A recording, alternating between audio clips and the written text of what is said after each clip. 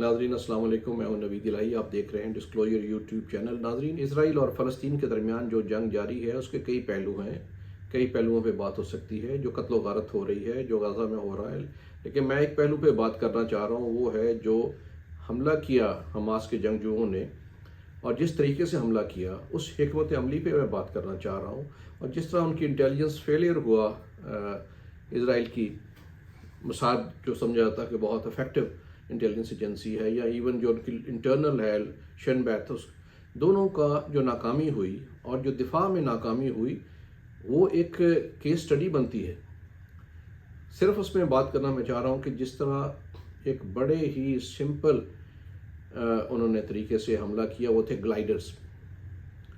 यानी ग्लाइडर से दर्जनों लोग, वो इसराइल तो कहता है कि सैकड़ों हमास जंगजू हैं, ग्लाइडर्स के ज़रिए अंदर आए।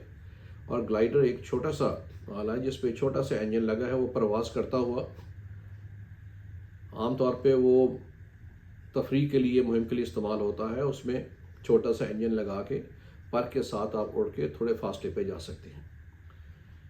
अब इसको उन्होंने इस्तेमाल किया, और ये उनका जो बहुत महंगा एक सिस्टम है आयरन डोम, जिसको मिसाइल को भी रोकता है, रेडार्स है बड़े सोफिस्टिकेटेड, उन सबको उसने उसमें नज़र नहीं आया, डिफीट किया। इसलिए कि एक तो उसकी स्पीड कम है और वो नीचे प्रवास करता हुआ जाता है, इसलिए वो उनके रडार में नहीं आया। और ह्यूमन इंटेलिजेंस भी उनकी और टेक्निकल इंटेलिजेंस दोनों का फेलियर हो गया।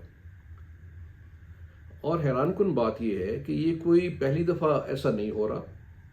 एक पहले वाक़या हो चुका बहुत पहले 1987 में लेबनान से, जो है दो फ़लस्तीनी जिन्होंने यही ग्लाइडर इस्तेमाल किए, उनमें से एक बॉर्डर से करीब ही कहीं रह गया और एक अंदर जाने में कामयाब हुआ। और उसने एक फ़ौजी कैंप के करीब जाकर उतरा ग्लाइडर में से, और 500 फुट के करीब दौड़ के क्लशनकोफ और हैंड ग्रेनेड उसके पास थे, उसने हमला किया कैंप के अंदर, जिससे 7 उसने इजरायली फ़ौजी हलाक कर दिए। यानी एक वाक़या पहले हो चुका था। अब ये जो वाक़या हुआ है जिसमें ग्लाइडर इस्तेमाल हुए हैं, इस पे अगरचे इंटेलिजेंस फेलियर है, क्योंकि इंटेलिजेंस बेसिकली तो एनालिसिस है। वो एनालिसिस फेल हुआ। कुछ फॉरेन एजेंसीज ने इनको इन्फॉर्म किया कि शायद इस तरह का ग्लाइडर्स का साथ अटैक किया जा सकता है, तो उस पर उन्होंने तमाम पहलुओं का जायज़ा लिया और इस नतीजे पे पहुँचे कि ये मुमकिन नहीं है, ये ऐसे कर नहीं सकते।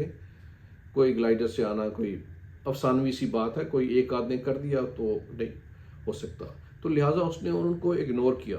यहाँ तो पहले ह्यूमन इंटेलिजेंस की मार पड़ गई, और फिर उसके जो टेक्निकल या इंटेलिजेंस थी उसमें भी वो उनका फेलियर हुआ और वो डिटेक्ट नहीं हो सके। और ये तमाम ग्लाइडर्स जो हैं अंदर पहुँचे और उन्होंने सैकड़ों लोगों को मार दिया। उसका रिएक्शन क्या आया, उसके बाद जुल्म बर्बरियत गाज़ा पे क्या हो रही है, वो एक अलग कहानी है।